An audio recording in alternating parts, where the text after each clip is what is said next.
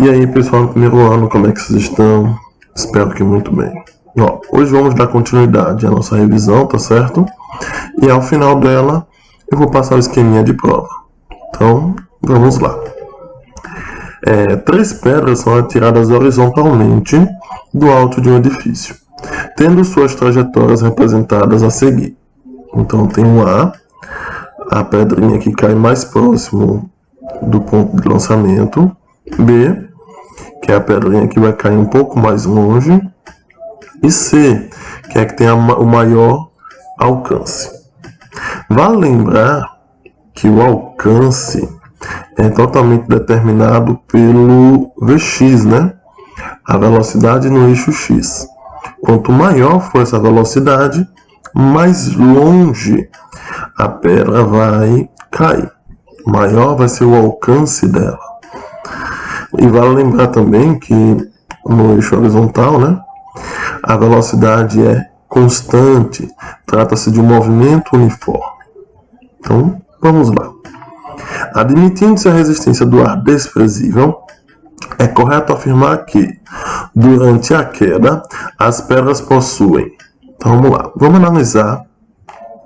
E aí vocês vão me dar a resposta, tá bom? Então, vamos analisar. Todas as pedras, elas caem da mesma altura. Nós já discutimos o Vx, né? O Vx de C é maior que o de B, que é maior que o de A. Por isso que o alcance de C é maior que o de B, que é maior que o de A.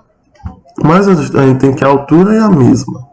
E a gente sabe que as velocidades iniciais, y, que é na vertical, é 0 para os 3 casos. Então, se é 0 e eles estão na mesma altura, significa que todas as pedras demoram o mesmo tempo para cair. A única coisa que muda é o Vx. Então, sabendo disso, vocês iriam marcar qual delas? Então, o correto é a letra C. As componentes horizontais são constantes da velocidade, tá certo? Na horizontal, o movimento é uniforme, velocidade constante. Não é A, porque todos estão sofrendo a mesma aceleração, que é a gravidade. Não é B, porque o tempo de queda vai ser igual, porque a velocidade inicial e a velocidade final é a mesma, porque a altura delas é o mesmo. Não é a letra D, porque ele diz que aqui é a componente vertical das velocidades diferentes a uma mesma altura. Falso, tá bom? As velocidades iniciais são iguais, as alturas iniciais são iguais. Então, o correto é a letra C. Mais uma questão. Um ponto material descreve uma circunferência horizontal com velocidade constante módulo. O raio da circunferência é 15 centímetros e o ponto material completa uma volta a cada 10 segundos. Calcule o período e a frequência. Pessoal, esse ponto material descreve uma circunferência de raio 15 centímetros e ele dá uma volta completa a cada 10 segundos. Então, o período é 10 segundos. Para calcular a frequência, basta utilizar aquela formulazinha. F igual a 1 sobre T. Como T é 10, então vai ficar 1 sobre 10. 1 dividido por 10, 0,1 Hz. A velocidade angular é o ômegazinho. Ômega é igual a 2πf ou ômega é igual a 2π sobre T. Vocês vão escolher. Eu vou fazer 2π vezes F. Então vai ficar 2π vezes a frequência, que é 0,1. 2 vezes 0,1 dá 0,2π radianos por segundo. Letra C, a velocidade escalar linear. A velocidade escalar linear é a velocidade angular multiplicada pelo raio, né? Que no caso fica 0,2 vezes 15, que é o raio 15. 0,2π vezes 15 vai dar 3π. Olha a unidade, centímetros por segundo. Por que centímetros e não metros? Porque o raio está em centímetros. E por último, o módulo da aceleração centrípeta. Aceleração centrípeta, também eu posso calcular de duas formas, que é a velocidade angular ao quadrado dividido pelo raio, ou a velocidade angular ao quadrado vezes o raio, tá bom? Então, substituindo, vai ficar 3π ao quadrado, dividido por 15. 3 ao quadrado dá 9, π ao quadrado fica π ao quadrado. 9 e 15 eu posso dividir ou eu posso simplificar. Dividindo, fica 0,6 π ao quadrado, centímetros por segundo ao quadrado. Mais uma questão.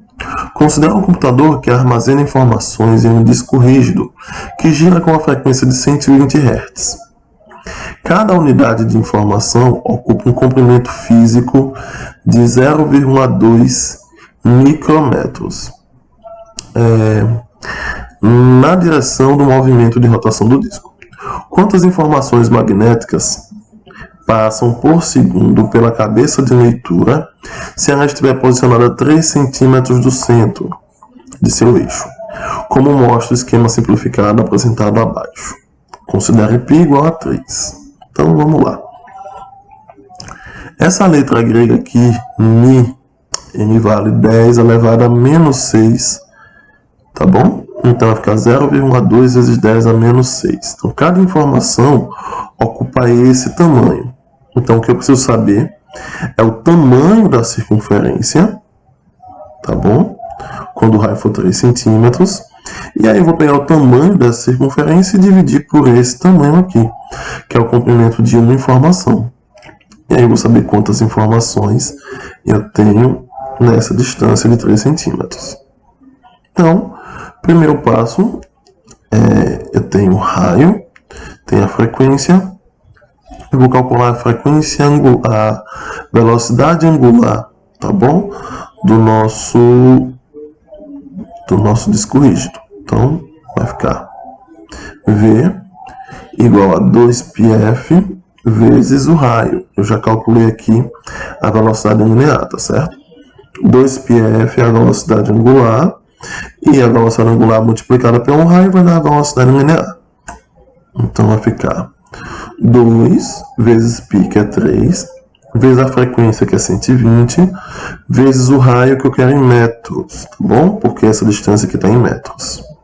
Então, 3 centímetros em metros, vou dividir por 100, que dá 0,03.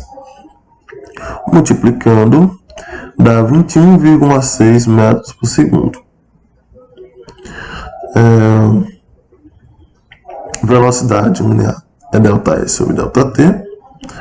Então, se passar 1 segundo, quem fala aqui, ó, quantas informações magnéticas passam por segundo? Então, se passar 1 segundo, qual vai ser a distância que esse disco rígido vai percorrer? A agulha desse disco rígido vai percorrer. Então, mesmo pelos extremos, 21,6 metros. Então, em 21,6 metros, que é a distância de 1 segundo, ele vai ter quantas informações? Basta dividir 21,6 metros por 0,2 vezes 10 a menos 6 metros. Fazendo aqui a divisão, 21,6 dividido por 0,2 dá 108. Em cima eu não tenho potência de base 10, então eu colocaria 10 elevado a 0. E na divisão de potências de base 10, bases iguais, eu subtraio os expoentes. Então ficaria 0 menos 6, que vai dar mais 6. Então fica 108 vezes 10 a 6, tá bom? Como não tem essa resposta, porque essa resposta não está em notação científica, esse número tem que ficar entre 1 e 10, eu vou pegar a minha vírgula do 108 e vou andar 2 casas para a esquerda, para ficar entre o 1 e o 0. Então, 1, 2. Então, vai ficar 1,08. E como eu dei 2 casas para a esquerda, o expoente vai aumentar 2 unidades. Então, vai ficar 10 elevado a 8. Então, 1,08 vezes 10 elevado a 8. Informações. Letra D.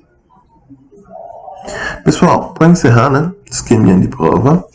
A prova consiste de 7 questões, tá bom? A prova é 7. Sendo que eu coloquei sempre questões que foram trabalhadas nos vídeos e nos encontros.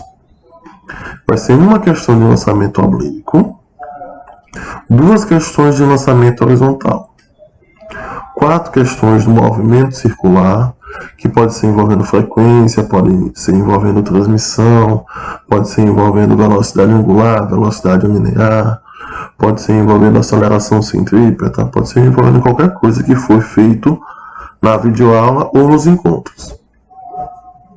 Tá bom?